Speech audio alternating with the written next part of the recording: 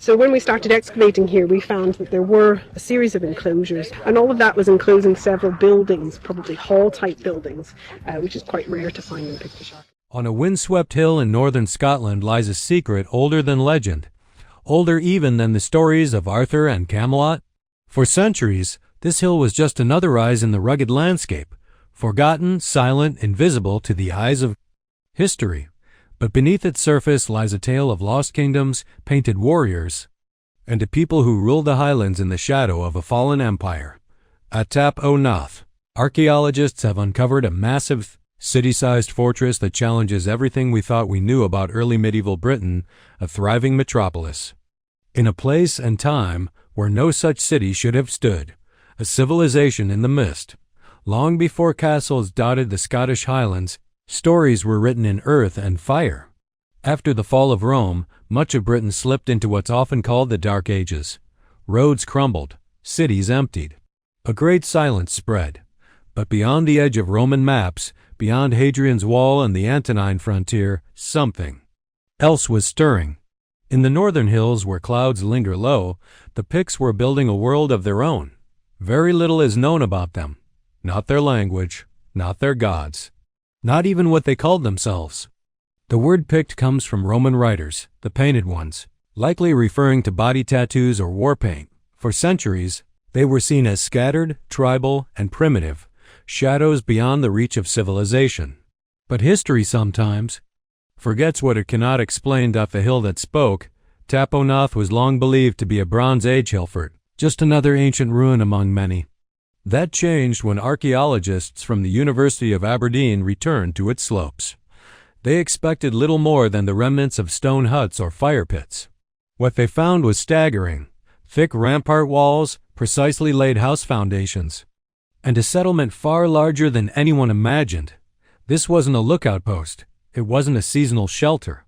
It was a city, a structured, populated center dating to the 5th or 6th century AD, a time still often labeled as dark. Radiocarbon dating revealed its origins. This was a Pictish fortress and not a minor one. With over 800 structures packed across 17 acres, it may have supported a population of up to 4,000 people. For comparison, no other known Scottish settlement of this scale existed until centuries later. Tap O Nath had remained hidden in plain sight. And when it finally spoke, it roared in the shadow of Rome. To understand Tap O Nath's significance, we must go back to the early 5th century, the collapse of Roman power in Britain. As Rome withdrew, the empire's roads cracked, towns emptied, and chaos took root. Petty kingdoms rose. Warlords fought for scraps of crumbling power. Yet in the north, where Rome never truly conquered, something different happened. The Picts, long labeled as barbarians, didn't vanish with the empire's retreat. They rose. They had watched from afar, absorbing Roman weapons and tactics while keeping their own traditions alive. Tap O Nath wasn't a Roman city, no marble, no aqueducts, but it showed planning, engineering, and ambition. In a time of decline, the Picts built the Pictish puzzle. We see the Picts only in fragments. Mysterious symbols carved into stones, haunting images of beasts and shapes that defy translation. Their history isn't written. It's etched in rock, scattered across moorland, and buried beneath soil. They left no literature, no scrolls, no names.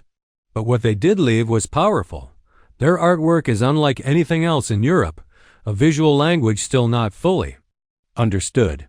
These weren't mere decorations. They were messages, markers of identity and memory. And now, at Tap O Nath, their stones speak not just in symbols, but in structure: homes arranged with care, places for gathering, working, cooking, trading. Artifacts found suggest trade links reaching as far as the Mediterranean.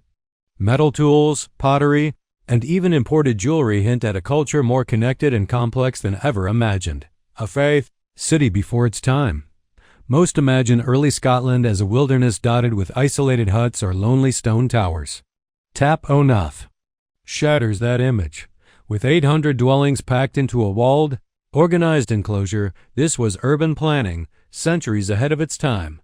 For scale, Tintagel in Cornwall, often linked with the Arthurian legends, covers only 5 acres. Cadbury Castle spans 7. Even Berghead, once thought the largest Pictish fort, is dwarfed by Tapo Nath. Why was it ignored for so long? Perhaps because of assumptions. Historians long believed post-Roman Britain was fractured and regressing. That urban civilization had collapsed outside the south, but this hill in Aberdeenshire tells a different story, one of defiance, resilience, and power. Life on the hill. Imagine waking up here 1,500 years ago. Smoke rises from chimneys. Children run between timber-framed homes. The clang of tools echoes across the slope. These weren't soldiers in a garrison. They were families, farmers, craftsmen. They raised livestock. They grew barley and wheat. They made pottery, worked metals, wore jewelry. There were hearths for warmth, drainage channels for water, storage pits, workshops, and there were walls thick and high, built not just for show, but for protection. From what, we can only guess. Perhaps rival tribes. Perhaps the advancing Anglo-Saxons. Perhaps even early Norse raids, and amid it all there was belief, a spiritual life, likely rooted in nature, ancestors, and ancient symbols. Christianity had not yet taken hold, but change was coming. The winds of change. By the late 6th and early 7th centuries, new forces arrived. Anglo-Saxon settlers pushed northward. Christian monks brought scripture and crosses. Missionaries like St. Columba introduced new faiths. Some Picts converted. Others clung to older gods. Over time, the symbols carved into stones faded, replaced by the sign of the cross. The world around Tapo Nath was shifting, and then silence. The fires went out. The homes were abandoned. Whether by war, plague, migration, or slow decline, the city on the hill was emptied. Its name forgotten. Its story buried. A network of forgotten kings. Tapo Nath may have been the largest, but it wasn't alone. Across what is now Scotland, sites like Berghead, Dundurn, and Craig Fadraig suggest a network of Pictish power Hilfords occupying key locations. Near rivers, trade routes, and ancient roads. Were these rival kingdoms, or part of a greater confederation? We don't yet know, but Tapo Nath, by its size and sophistication, may have been a capital, a seat of kingship. Unlike Roman rule, Pictish leadership left no coins, statues, or inscriptions, but the earth remembers. The stones hold clues. This wasn't a tribal backwater. It was a fortress in the clouds, possibly once ruled by a hidden king. The vanishing of a people. By the 10th century, the Picts had vanished, not in war, but in silence. Their language disappeared. Their names stopped being used. Their symbols ceased. What happened? Most historians now believe they didn't die out. They merged. Intermarriage with Gaelic-speaking Scots, the spread of Christianity, Viking incursions, all contributed to their transformation. The Picts became part of Alba, the early foundation of Scotland itself, but while they were absorbed, their story was not preserved.